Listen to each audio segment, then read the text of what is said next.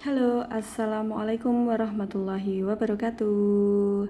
Semangat pagi semuanya. Oke, berjumpa lagi dengan saya, Bulia.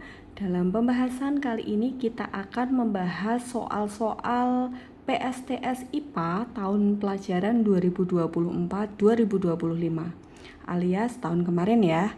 Oke, sebelum kita membahas soal-soal tahun kemarin, Bulia mau ingatkan lagi bahwa untuk PSTS tahun ini yang akan keluar di soal ada 2 bab, yaitu bab pertama tentang hakikat ilmu sains dan metode ilmiah, yang mana pada bab pertama yang akan keluar adalah tentang hakikat ilmu sains itu sendiri, yang kedua tentang laboratorium IPA, yang ketiga merancang percobaan, yang keempat tentang pengukuran baik besaran maupun satuan, yang terakhir pelaporan hasil percobaan. Nah, untuk yang bab 2 yaitu tentang zat dan perubahannya, yang mana di dalam bab 2 itu ada satu wujud zat dan model partikel. Jadi sifat-sifat dari zat padat, cair, dan gas itu seperti apa. Yang kedua, perubahan wujud zat. Yang ketiga, perubahan kimia dan perubahan fisika. Dan yang terakhir adalah kerapatan zat atau yang biasa kita sebut dengan massa jenis. Nah, dari 2 bab itu, maka di sini kita akan belajar dari soal-soal tahun kemarin. Nanti jika ada yang perlu ditambahkan, nanti Bulia tambahkan, oke? Nah, langsung saja di sini kita ke nomor satunya ya. Untuk soal nomor 1,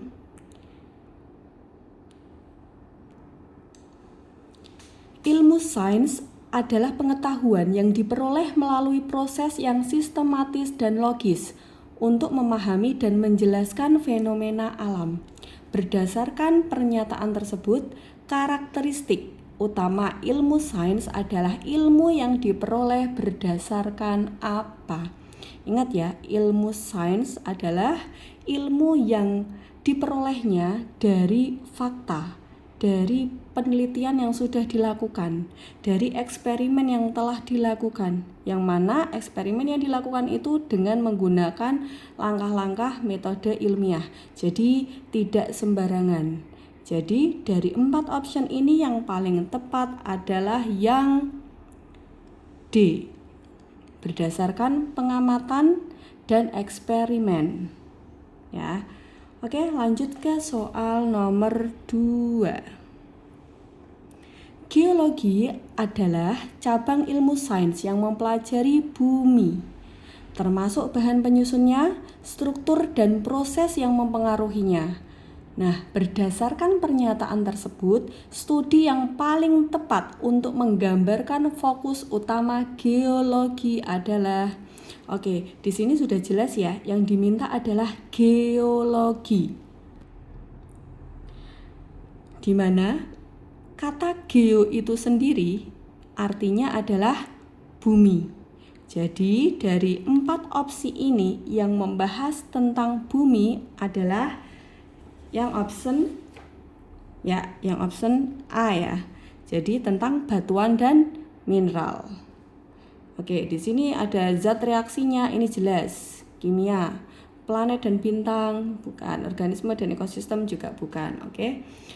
Jadi bisa ya membedakan. Jadi cabang-cabang ilmu sains sudah kita pelajari, selain ada geologi juga ada biologi, ada kimia, ada fisika, dan yang lain-lain. Jadi kalian harus memahami perbedaannya apa dari masing-masing ilmu sains itu. Oke, kita lanjut ke nomor 3.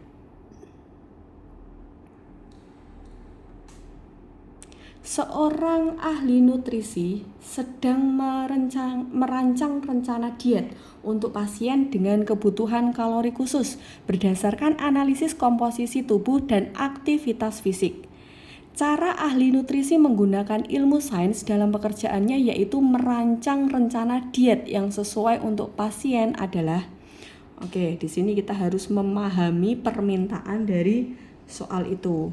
Nah, berdasarkan option A, B, C, D yang paling tepat adalah Jelas. Di sini kita bisa menggunakan data dari analisis. Jadi setelah kita menganalisis pasien, kita bisa menggunakan datanya ya. Jadi jawaban yang paling tepat adalah yang C. Kalau yang A mengabaikan hasil analisis, sudah jelas nggak boleh dong. Yang kedua mengandalkan informasi dari internet. Nah ini juga nggak bisa. Yang terakhir memilih makanan secara acak. Nah di sini ada kata acak, ini juga nggak bisa, oke? Jadi yang paling tepat adalah C. Makanya sebenarnya ketika mengerjakan soal-soal seperti ini, walaupun kalimatnya ini terlalu panjang, yang penting kalian fokus dan teliti. Pasti kalian nanti akan menemukan jawaban yang tepat, oke? Ya, kita lanjut ya ke nomor 4.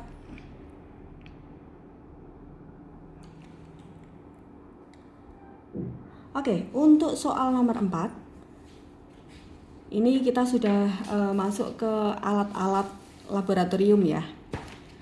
Untuk nomor 4, termometer digunakan untuk mengukur suhu dalam berbagai percobaan di laboratorium IPA, seperti mengukur suhu larutan. Cara yang tepat dalam menggunakan termometer untuk mengukur suhu larutan adalah, di sini yang diminta adalah cara penggunaan termometer di dalam larutan. Jadi untuk mengukur suhu larutan. Seperti yang kita ketahui, termometer itu kan ada beberapa jenisnya ya. Ada termometer badan, ya kan? Nah, kalau yang di sini yang diminta adalah termometer untuk mengukur suhu larutan. Jadi jenis termometernya itu beda dengan yang dipakai di badan. Oke. Nah, yang paling tepat adalah ini kalau kita bahas satu-satu bisa saja, tapi kan kalian sudah mengerjakan sebelumnya. Jadi ini langsung ke pembahasan ya. Jadi kita langsung to the point. Jadi untuk nomor 4 yaitu jawaban yang paling tepat adalah C. Memastikan tandon termometer terendam sepenuhnya dalam larutan dan tunggu hingga skala berhenti bergerak sebelum membaca. Jadi ketika kita mau menggunakan termometer larutan atau termometer yang untuk mengukur suhu suatu larutan atau zat cair, maka kita harus merendam dan menunggu hasilnya beberapa saat. Jadi jangan langsung diangkat. Setelah skalanya itu berhenti di suatu angka, barulah itu adalah hasil pengukurannya gitu. Nomor 5. Langsung ya kita ke nomor 5. Perhatikan gambar berikut. Di sini ada 7 macam gambar. Pertanyaannya, pada suatu kegiatan percobaan di laboratorium IPA, Andi ingin menuangkan 5 ml larutan X yang diambilnya dari botol penyimpanan untuk direaksikan dengan larutan lainnya ke dalam tabung reaksi. Oke, pertanyaannya, peralatan apa saja yang paling tepat untuk digunakan Andi? Jadi tadi di sini kata kuncinya dia mau menuangkan 5 ml larutan. Nah, 5 ml itu kan sedikit ya. Jadi kita bisa menggunakan pipet, untuk mengambilnya. Terus yang kedua, untuk mengukur 5 ml-nya ini kita bisa menggunakan gelas ukur untuk mengukur 5 ml itu seberapa gitu. Dan tabung reaksi nomor 7. Jadi jawaban yang paling tepat adalah 1, 3, dan 7. Oke, bisa dipahami ya sampai sini ya. Oke, kita lanjut ke nomor 6. Nah, untuk soal nomor 6 ini adalah simbol-simbol yang ada di lab IPA. Jadi, selain gambar ini, seperti yang kita ketahui, ada beberapa gambar lain juga. Yang mana kalian pastinya sudah paham simbol-simbol apa saja dan artinya apa saja. Nah, untuk soal nomor 6 ini disediakan sebuah gambar atau simbol api membara ya. Yang mana kita tahu, kalau api berarti mudah terbakar. Nah, pertanyaannya, cara yang benar dalam menggunakan bahan kimia berbahaya dengan simbol di atas adalah, jadi yang diminta adalah cara yang benar. Nah, Sebenarnya kalau kita membaca optionnya ini juga sudah kelihatan jawabannya. Jadi misal yang A, menyimpan bahan kimia tersebut di dekat sumber panas. Di sini mudah terbakar, otomatis jangan ditaruh di sumber panas, nanti malah semakin mudah terbakar gitu ya. Jadi nggak mungkin jawabannya A. Yang B, menggunakan bahan kimia tersebut tanpa memperhatikan ventilasi. Sudah jelas di sini juga nggak boleh. Yang C, menyimpan bahan kimia di tempat terbuka di luar ruangan dan menggunakan bahan kimia tersebut di ruangan tertutup tanpa ventilasi. Ini juga kurang tepat ya. Berarti jawabannya yang D, tapi kita lihat dulu. Menggunakan bahan kimia tersebut di area yang berventilasi baik, jauh dari sumber api atau panas dan memakai pakaian pelindung yang sesuai. Jadi jawabannya adalah yang D. Oke ya, ini pasti kalian sudah paham. Selanjutnya kita ke nomor 7. Nah, ini masih tentang lab IPA ya. Adam bersama kelompoknya sedang melakukan eksperimen menggunakan asam kuat di laboratorium IPA. Saat menuangkan asam ke dalam gelas kimia, Adam tidak mengenakan pelindung, sehingga menyebabkan asam tersebut tumpah mengenai tangan serta matanya, dan menyebabkan luka bakar serta iritasi serius.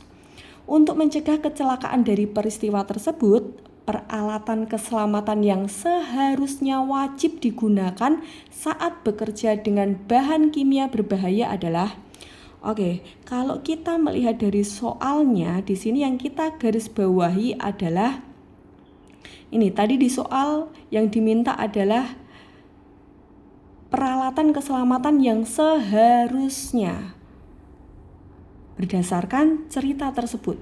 Tadi menyebabkan ini mengenai tangan serta matanya. Jadi jawaban yang paling tepat adalah menggunakan, kita lihat yang A, sarung tangan dan masker. Sarung tangan untuk tangannya, masker untuk menutupi hidungnya supaya tidak mudah terhirup udara beracun. Yang kedua, pelindung mata dan sarung tangan agar resiko iritasi dapat dihindari. Yang ketiga, jas dan topi. Yang keempat, sepatu tertutup. Kalau kita lihat di bacaan tadi yang terkena kan tangan sama mata. Jadi yang paling tepat jawabannya adalah yang B, pelindung mata dan sarung tangan. Bisa dipahami ya? Kita lanjut ke nomor 8. Nah, untuk soal nomor 8, ini ada suatu gambar. Dimana kalau kita lihat gambarnya di situ dilarang buang sampah. Terus di sini ada gambar sampah-sampah berserakan.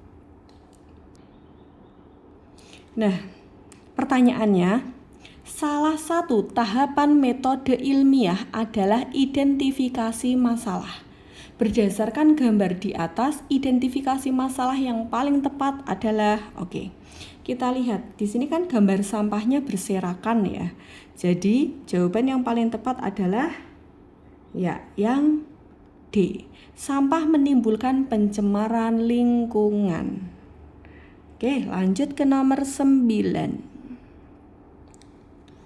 Aldi diberi tugas melakukan percobaan yang bertujuan untuk mengetahui pengaruh cahaya terhadap pertumbuhan tanaman kacang hijau.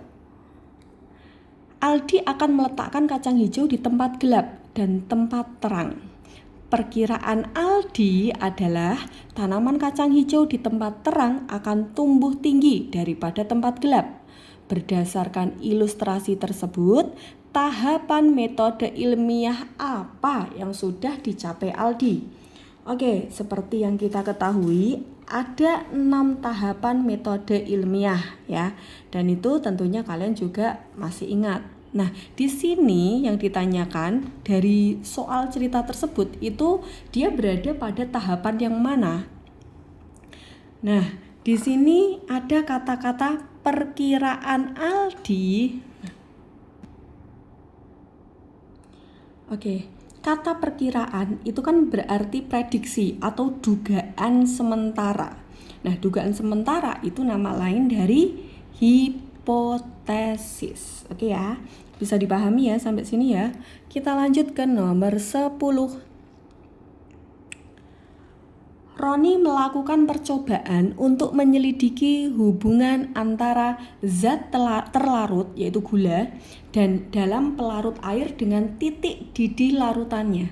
Berikut ini yang menyatakan variabel kontrol, variabel bebas, dan variabel terikat secara berturut-turut adalah kita lihat di soal ini mintanya ya yang kontrol dulu, terus variabel bebas dan variabel terikat.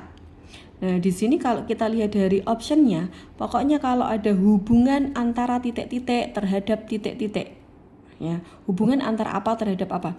Variabel bebas adalah variabel yang bisa kita otak-atik, yang bisa kita atur, yang bisa kita ubah-ubah. Sedangkan variabel terikat itu tidak bisa, alias hasilnya itu tergantung variabel bebasnya. Nah, dari soal ini di sini jelas zat terlarut ini sebagai variabel bebasnya, sedangkan titik didih ini sebagai variabel terikatnya. Nah, kalau kita lihat untuk variabel kontrol berarti bisa menggunakan masanya. Jadi kalau kita urutkan, mintanya kan yang kontrol dulu, berarti masanya. Terus variabel bebasnya kita cari zat terlarut atau gula. Terus yang ketiga ada variabel terikat adalah titik didihnya. Nah, berarti di sini jawaban yang paling tepat adalah yang B. Jadi variabel kontrol kita bisa menggunakan masanya, masa dari pelarutnya, sedangkan untuk variabel bebas kita menggunakan masa dari zat terlarutnya yang bisa kita ubah-ubah ya. Ingat kalau bahasa Bulia kan variabel bebas itu variabel yang bisa kita atur, variabel yang jumlahnya atau komposisinya itu bisa kita otak-atik, sedangkan variabel variabel terikat itu tergantung dari variabel bebas yang kita lakukan, gitu. Jadi kalau di sini masa zat terlarut ini sebagai variabel bebas, sedangkan titik didih sebagai variabel terikatnya. Itu ya. Kita lanjut ke nomor 11. Nah, untuk soal nomor 11 ini kita sudah masuk ke pengukuran alias besaran dan satuan. Oke, yang mana kalian sudah paham dan sudah hafal macam-macam besaran pokok dan satuan SI-nya. Jadi misalnya kok nanti yang keluar itu bukan pokok alias turunan, kalian gak usah bingung, tinggal lawan katanya aja kan gitu. Yang penting kalian paham bahwa besaran pokok itu hanya ada 7 yang sudah kita singkat dengan jiwa SMP gitu ya. Cuman untuk soal nomor 11 ini yang diminta adalah besaran beserta satuan SI. Di sini dia nggak ada bilang mintanya besaran turunan atau besaran pokok ya. Jadi bisa saja besaran turunan, bisa saja besaran pokok. Yang jelas satuannya harus SI. Jadi kata kuncinya di sini. Nah, kita lihat untuk yang option A, suhu Celcius. Nah, suhu itu kan besaran pokok ya, tapi Celcius ini bukan SI. Jadi Celcius memang satuan suhu, tapi bukan satuan SI. Karena satuan SI untuk suhu adalah Kelvin. Oke. Jadi untuk pernyataan nomor 1 salah. Jadi nggak mungkin A dan nggak mungkin C. Sekarang kita lihat ke nomor 2. Arus listrik ampere. Ini juga besaran pokok ya. Berarti nomor 2 betul. Oke, bisa saja jawabannya B. Tapi kita lihat dulu. Nomor 3. Gaya Newton. Nah, gaya ini besaran turunan dan satuannya Newton. Betul juga ya. Berarti jawabannya 2 dan 3. Tapi kita lihat untuk yang nomor 4, volume liter. Nah, memang liter merupakan satuan dari volume, tapi bukan SI. Ya, karena satuan SI-nya volume adalah meter kubik.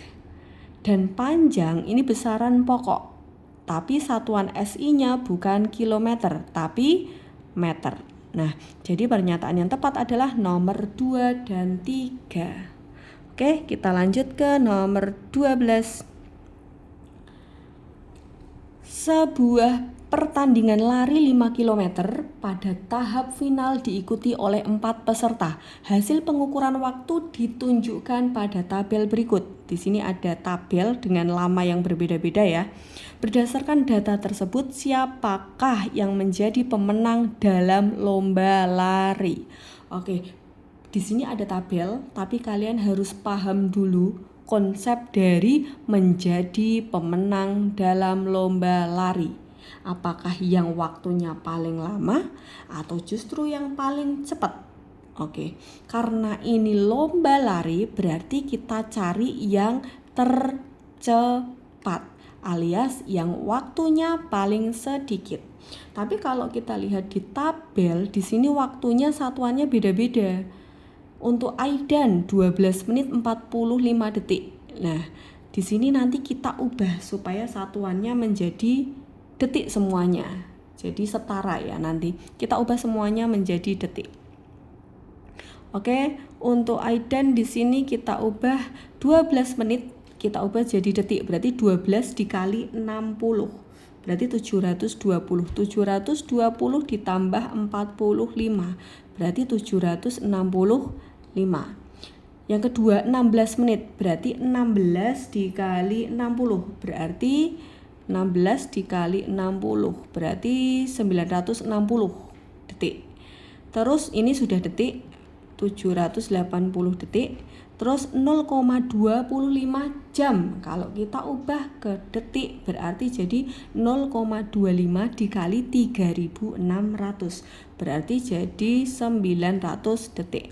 Nah, kalau kita lihat dari waktunya di sini yang paling cepat alias yang paling sedikit adalah ini ya, Aidan ya. 765. Bisa dipahami ya? Oke. Selanjutnya kita ke nomor 13. Ini masih tentang alat ukur ya. Alat yang tepat digunakan untuk mengukur diameter pipa secara teliti adalah di sini yang diminta adalah diameter atau lingkarannya. Nah, untuk mengukur diameter kita bisa menggunakan ya kalian pasti sudah sangat paham ini, yaitu jangka sorong ya. Jadi kalau mistar atau penggaris itu biasanya digunakan untuk mengukur panjang, tapi panjangnya itu dalam skala yang pendek. Maksudnya dalam angka yang relatif kecil. Tapi kalau meteran digunakan untuk mengukur panjang yang biasanya angkanya itu relatif besar. Tapi kalau mikrometer sekrup ini untuk mengukur ketebalan benda yang tipis. Seperti selembar kertas, selembar tisu, atau kain, dan lain-lain. Oke ya, ketebalan benda yang tipis. Jadi bedanya gini. Misal pada selembar kertas, kita kalau mau mengukur panjang dan lebarnya, kita bisa menggunakan mistar atau penggaris. Tapi kalau kita mau mengukur tebalnya selembar kertas, kita nggak bisa pakai penggaris. Ya, jadi alat yang paling tepat adalah mikrometer sekrup. Itu kalau mengukur ketebalan. Begitu juga dengan sebuah pulpen. Kita kalau mau mengukur panjangnya pulpen, kita bisa pakai mistar atau penggaris. Tapi kalau untuk mengukur diameternya atau lingkarannya, maka kita menggunakan jangka sorong, gitu ya. Oke, selanjutnya ke nomor 14. Nah, di sini ada gambar gelas ukur ya. Berdasarkan gambar, besaran dan nilai dan satuan yang tepat untuk pengukuran sebuah kerikil adalah Ini juga kalian sudah paham ya. Di kelas lagi-lagi sudah Bulia bahas. Jadi, mula-mula gelas ukur diisi dengan air. Di sini menunjukkan angka 60. Nah, setelah batu dimasukkan, ternyata airnya akan naik menjadi 80. Maka volume batu itu adalah, oke, jadi diingat-ingat ya. Cara ini memasukkan benda ke dalam gelas ukur ya. Cara ini digunakan untuk mengukur volume benda yang bentuknya tidak teratur seperti batu atau kerikil. Jadi kalau misalnya bendanya berbentuk kubus, balok, tabung atau bangun ruang yang pasti, kita bisa menggunakan rumus mencari volume. Tapi kalau bendanya berbentuk tidak teratur, maka untuk mencari volumenya kita menggunakan gelas ukur dengan cara seperti ini. Jadi cara menghitung volumenya tinggal dikurangi aja. Volume setelah dicelupkan 80 dikurangi sebelum. Berarti di sini volumenya adalah 20 cc. Nah, jadi kalau ditanya besarannya apa yang dihitung, yaitu volume. Terus hasil pengukurannya berapa? 20 dan satuannya adalah, oke, di sini di gelas ukur di sini tertera cc. Tapi di option mililiter. Jadi cc adalah nama lain dari sentimeter kubik dan nama lain juga dari mililiter gitu ya. Jadi sama aja. Jadi jawabannya yang D. Oke, bisa dipahami ya. Kita lanjut ke nomor 15.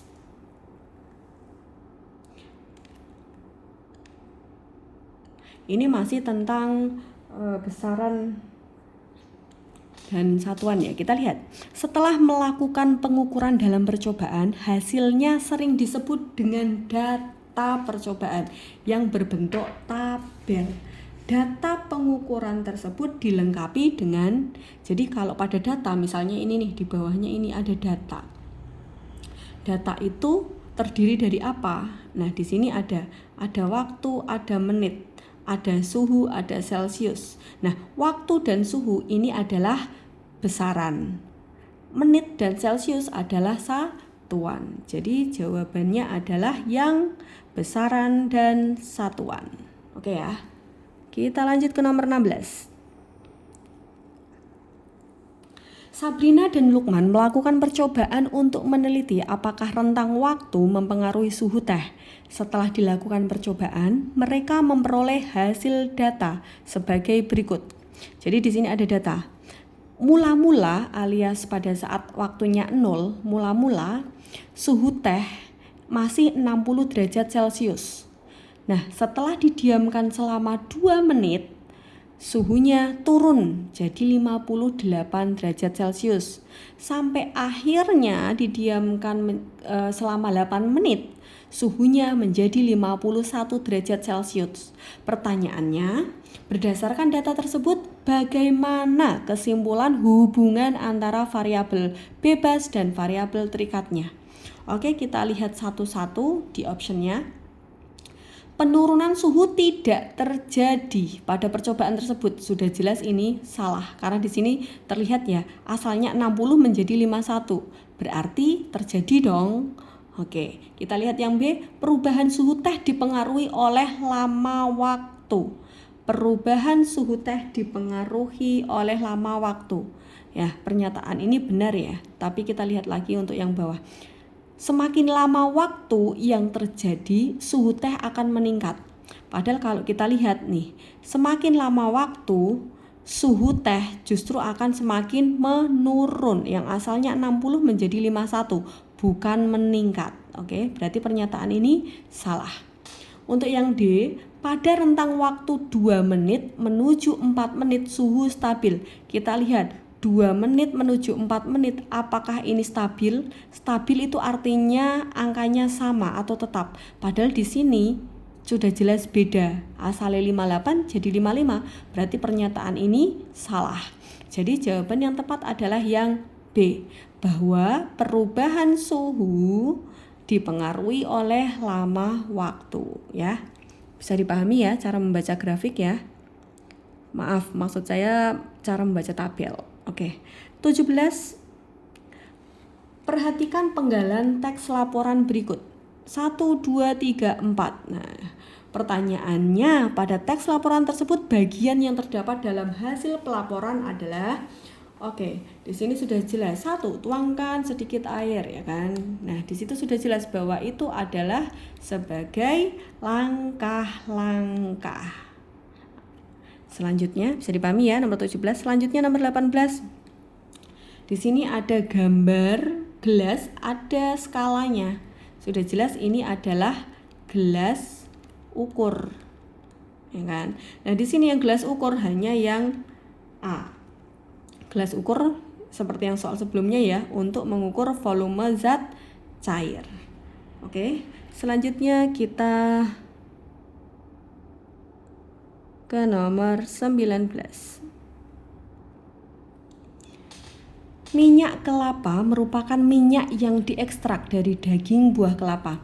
Minyak kelapa umumnya dimanfaatkan sebagai pengganti minyak goreng untuk memasak karena digadang-gadang dapat membuat makanan menjadi lebih rendah lemak. Sebagai zat cair, minyak kelapa memiliki sifat ini berarti kita sudah masuk ke bab 2 ya, yaitu tentang wujud zat, baik padat, cair maupun gas. Nah, di sini kita masuk ke sifat dari zat cair. Yang diminta adalah bentuk dan volume.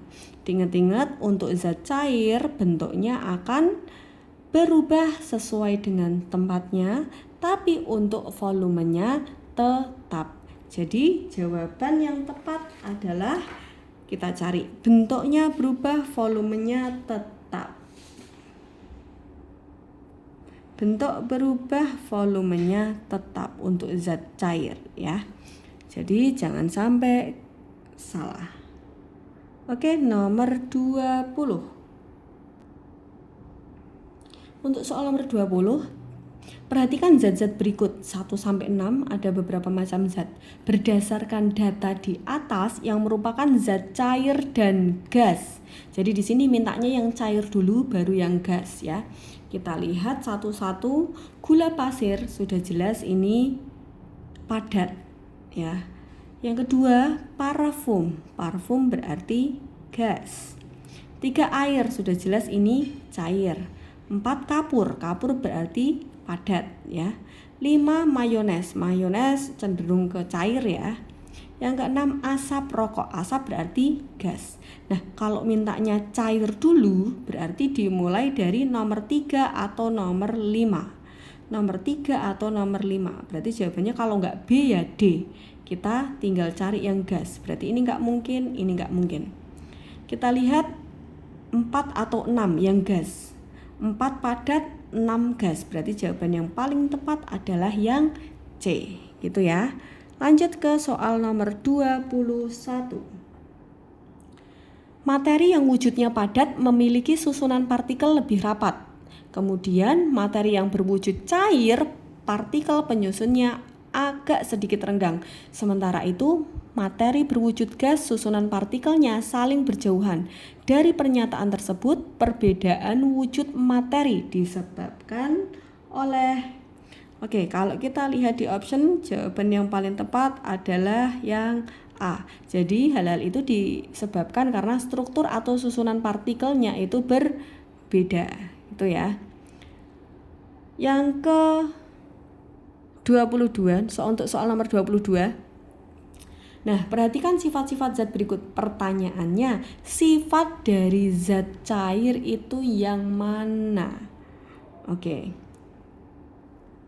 Kalau kita gambarkan, waktu itu masih ingat ya, zat cair itu ada di tengah-tengah. Jadi partikelnya itu agak renggang dan tidak beraturan dibandingkan zat padat dan zat gas. Nah, di sini kita lihat satu-satu. Selalu mengikuti bentuk ruangan yang ditempati. Zat cair sifatnya mengikuti bentuk ruangan, betul ya. Nomor 2, berikatan antar partikel sangat kuat. Nah, ini di sini ada kata-kata sangat kuat. Sangat kuat itu punyanya zat padat. Berarti yang ada nomor 2-nya salah. Ini salah, ini salah. Ya, yang ada nomor 2-nya salah. Terus kita lihat nomor 3. Mampu menekan ke segala arah. Oke, betul ya untuk nomor 3 ya. Nomor 4, jarak antar partikel sangat rapat. Di sini ada kata-kata jaraknya sangat rapat. Padahal jarak sangat rapat itu punyanya zat padat. Berarti nomor 4 salah. Berarti jawabannya adalah yang D.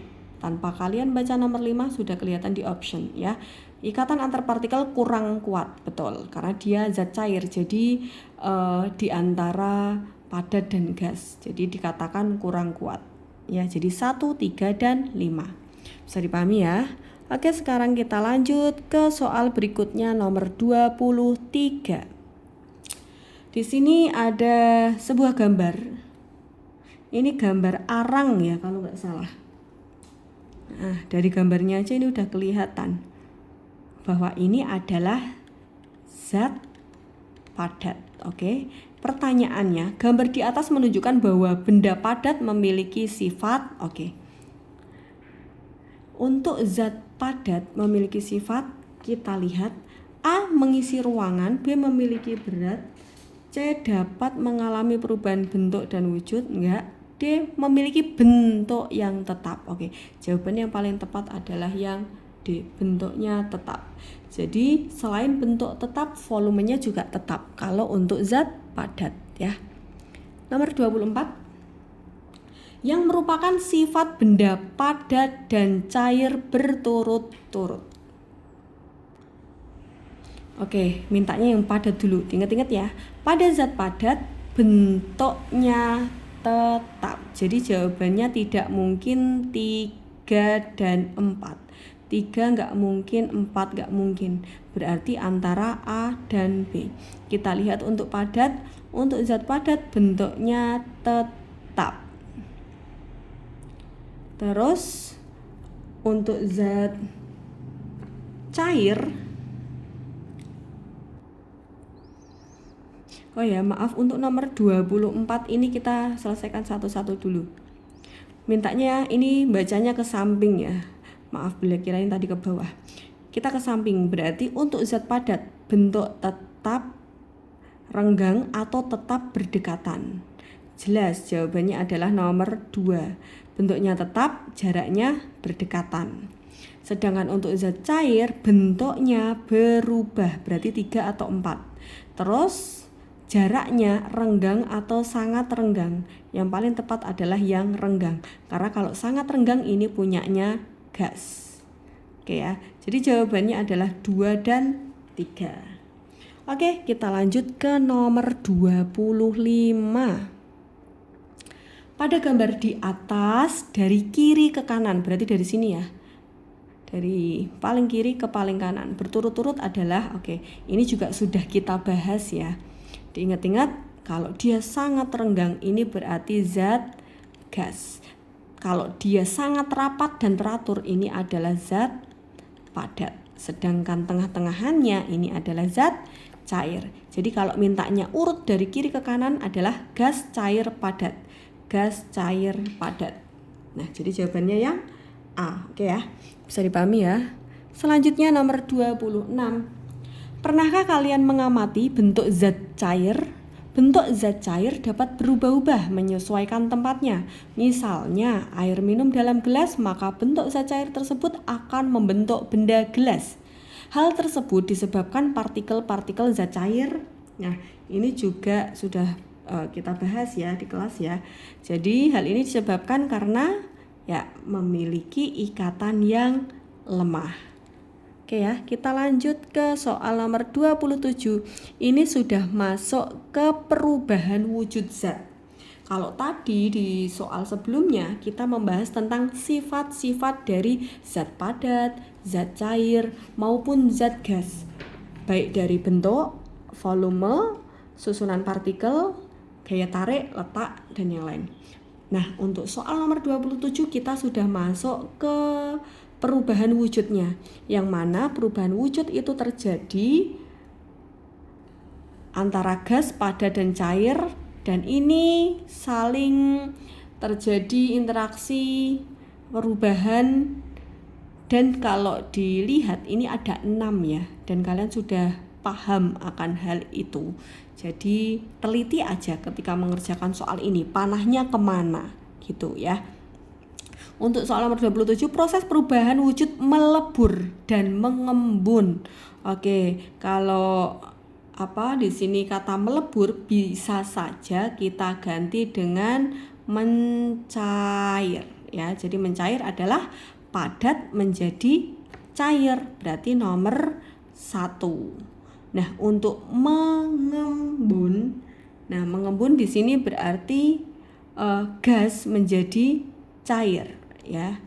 Mengembun, gas menjadi cair, berarti nomor 4. Jadi jawabannya adalah 1 dan 4. Oke, kita lanjut ke soal nomor 28.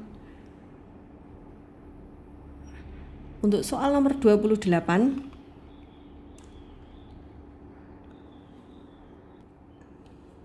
di sini masih sama, ada beberapa perubahan wujud zat, hanya saja dia tidak berupa tulisan tapi berupa gambar. Nah, di sini yang jelas kalian kan sudah paham. Ini berarti zat, gas, ini zat padat, dan ini zat cair. Pertanyaannya, 1, 2, dan 5 itu perubahan wujud apa? Kita lihat nomor 1. 1 adalah padat menjadi gas. Padat menjadi gas, contohnya kapur barus, berarti menyublim. Jawabannya kalau tidak C ya D ya. Jadi nggak mungkin A, nggak mungkin B. Sekarang kita lihat nomor 2. 2 mana? Ini ya. Tadi 1 sudah, kita sekarang lanjut ke nomor 2. 2 adalah gas menjadi cair. Ini sama kayak yang atas, gas menjadi cair, tadi disebut mengembun. Nah, di sini sudah sama-sama mengembun nih.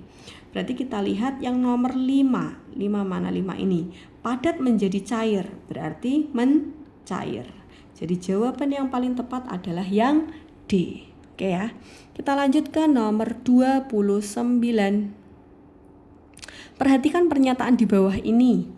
1, 2, 3, 4, 5. Pertanyaannya, dari pernyataan di atas, proses perubahan wujud zat menyublim dan mengkristal yang mana?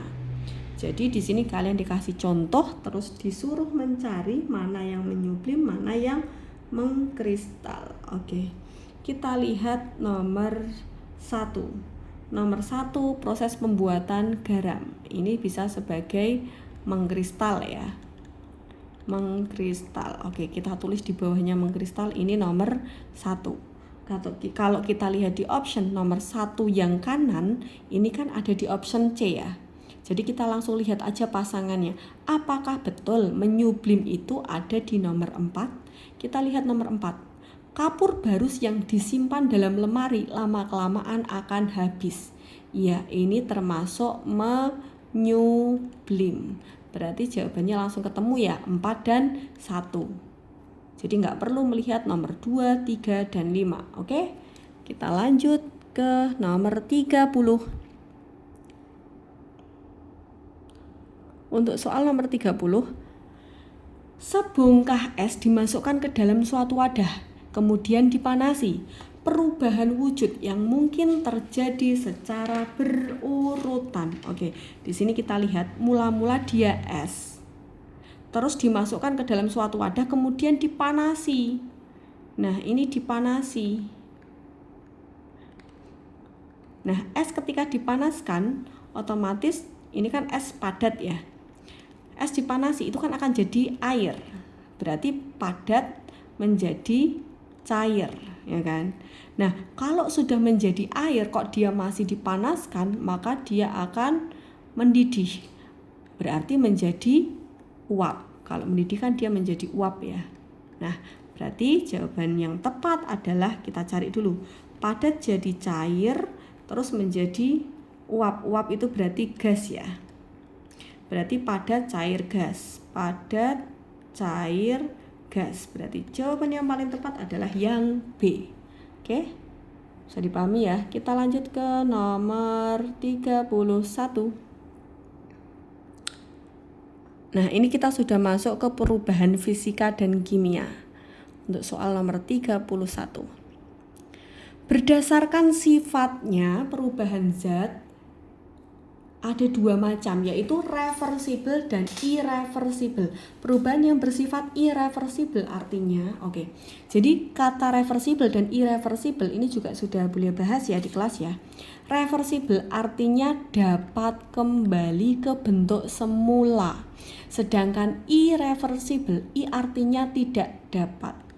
Ya, reversible kembali ke semula berarti tidak dapat kembali ke bentuk semula.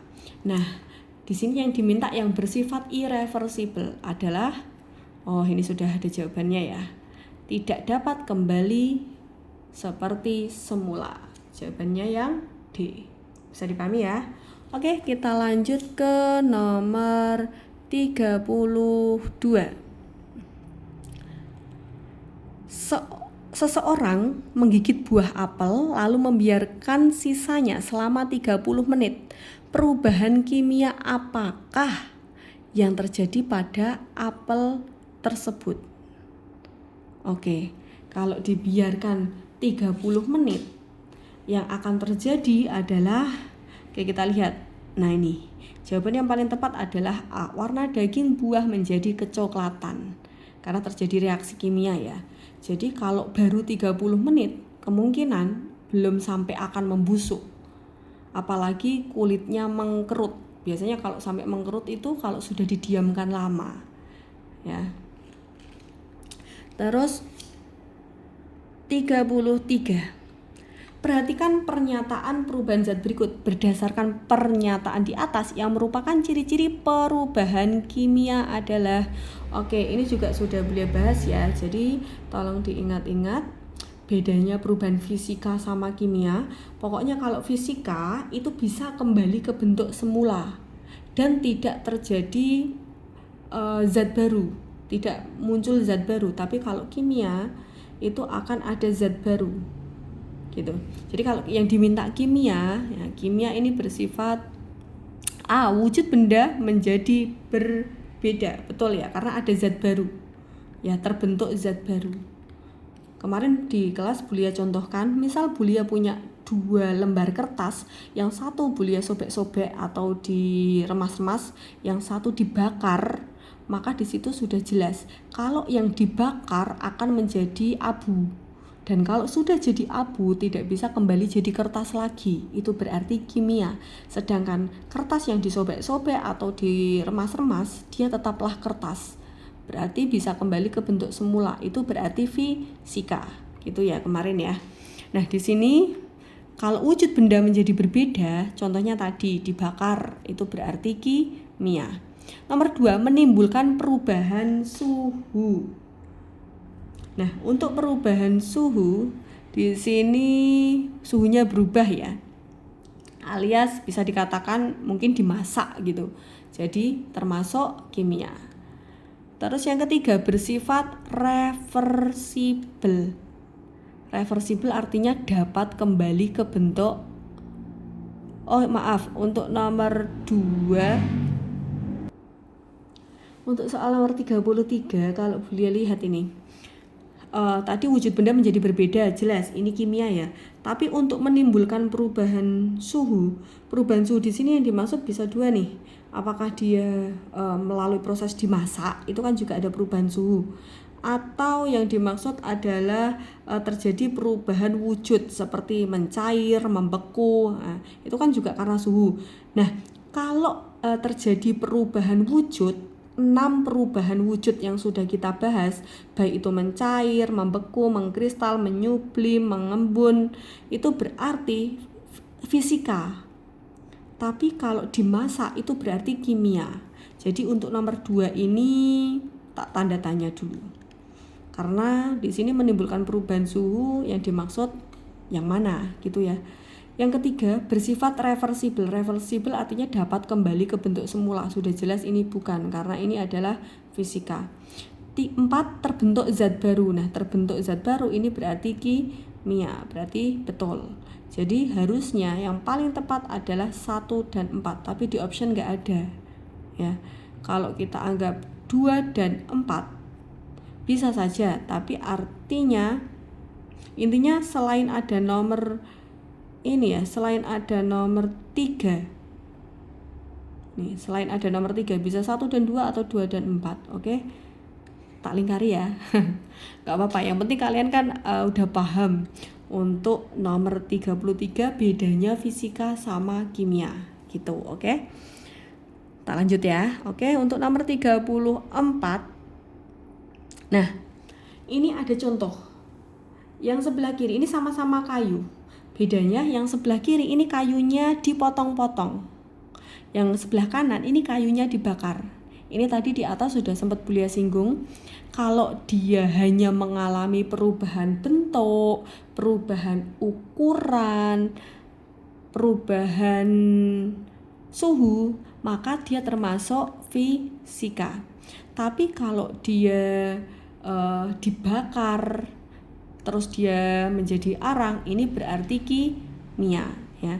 Di sini mintanya kiri dan kanan berturut-turut, berarti fisika dan kimia. Jangan sampai kebalik.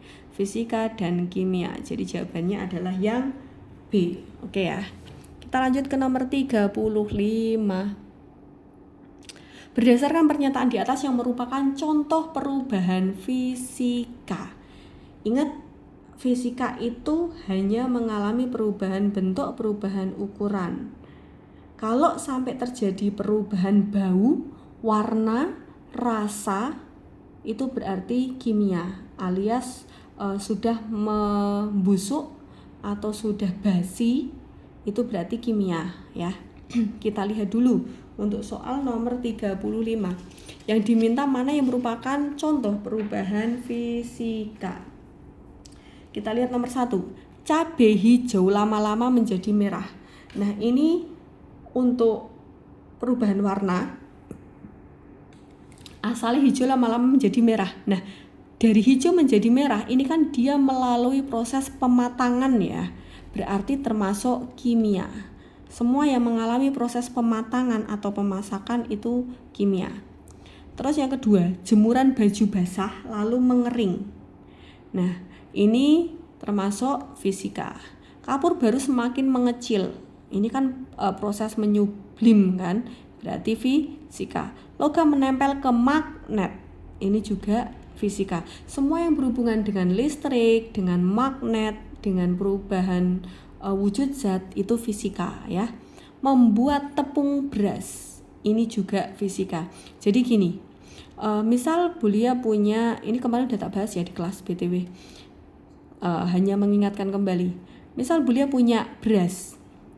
Beras ketika tak masak jadi nasi atau bubur, maka ini termasuk kimia karena sudah melalui proses pematangan. Tapi kalau berasnya itu tak blender sehingga dia menjadi tepung, maka ini fisika.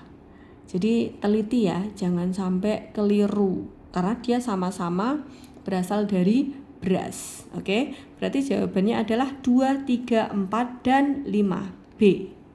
Oke, kita lanjut ke nomor 36. Peristiwa yang tidak mengiringi reaksi kimia adalah yang tidak mengiringi reaksi kimia. Berarti yang diminta adalah tidak kimia, berarti yang diminta adalah fisika. Terjadi perubahan warna, perubahan energi, terbentuk endapan, perubahan bentuk. Nah, tadi di atas sudah Bulia singgung, kalau dia hanya terjadi perubahan bentuk, ini berarti fisika. Oke ya, kita lanjut ke nomor 37. Perhatikan beberapa peristiwa berikut. Pernyataan yang tepat sesuai peristiwa di atas adalah, oke, kita lihat kembang api warna-warni dinyalakan. Jelas ini kimia.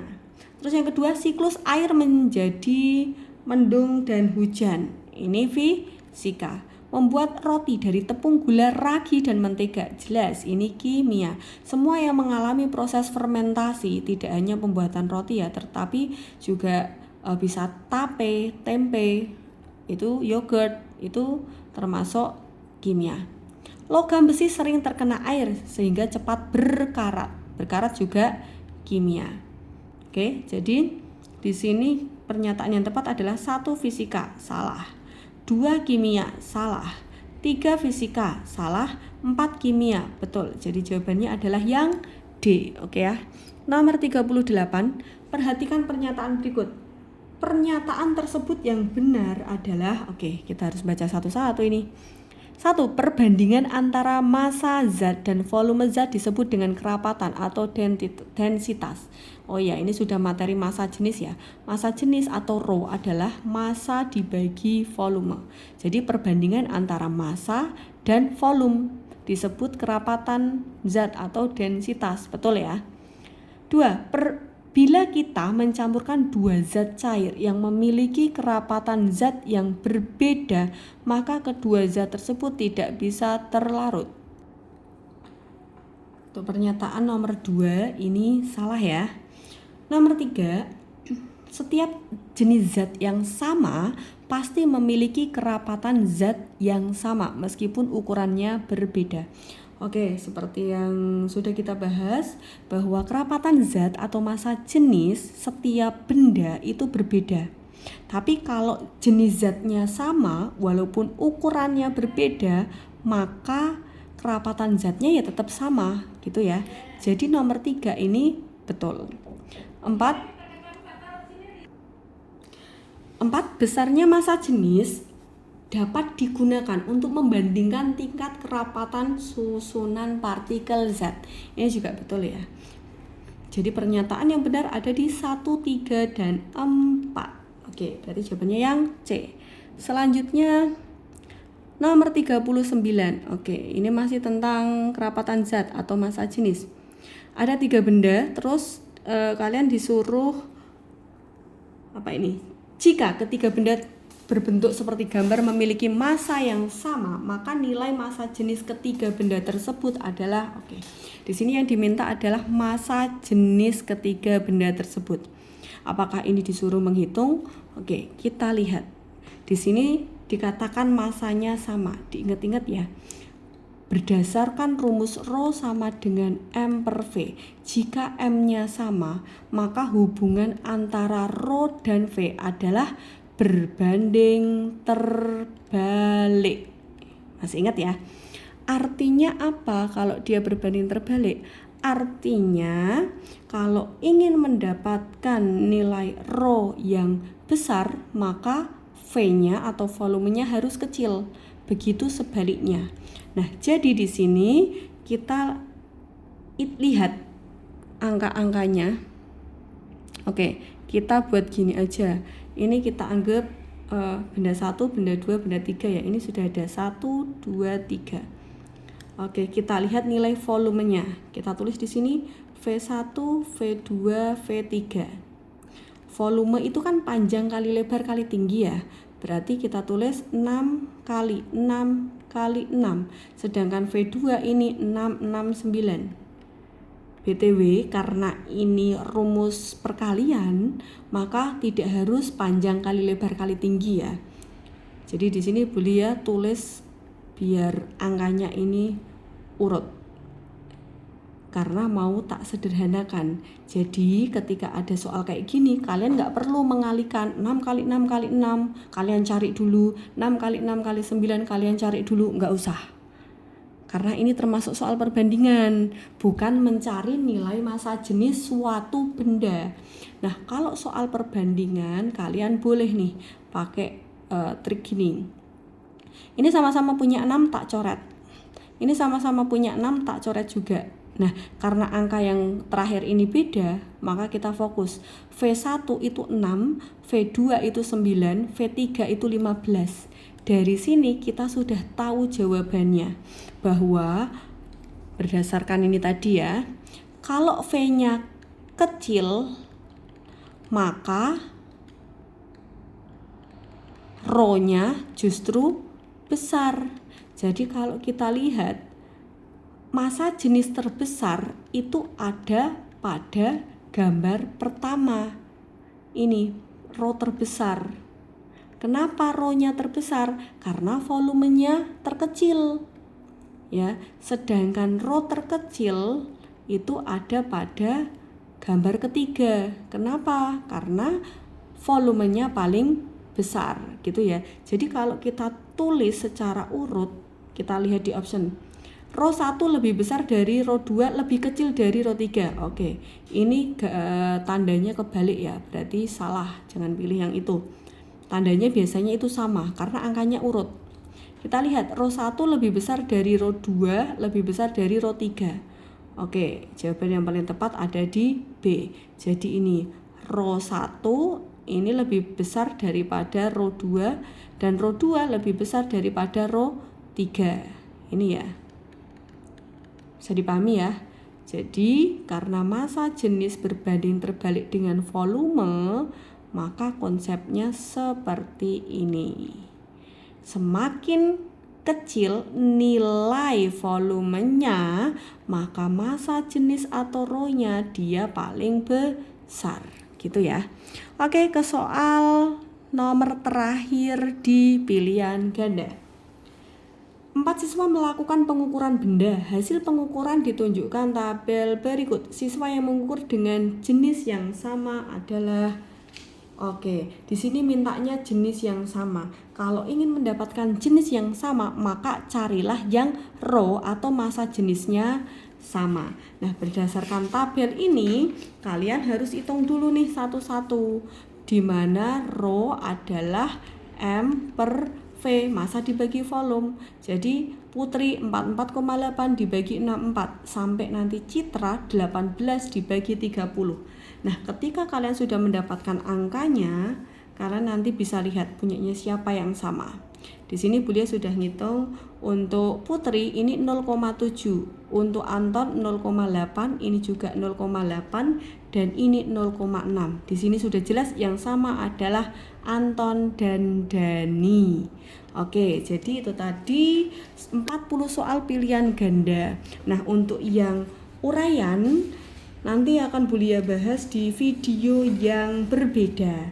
Jadi jangan lupa ya untuk tetap mempelajari, untuk tetap memahami soal-soal yang sudah kita bahas. Semoga di soal PSTS tahun 2025-2026 ini kalian akan lebih mudah dalam mengerjakannya sehingga bisa mendapatkan nilai yang lebih baik, lebih tinggi yang seperti kita harapkan. Oke, terima kasih sudah belajar bersama Bulia. Jika ada pertanyaan tulis aja di kolom komentar, dan jika ada salah kata atau Bulia salah ucap, Bulia juga mohon koreksinya. Oke, terima kasih untuk kerjasamanya. Assalamualaikum warahmatullahi wabarakatuh. See you and thank you.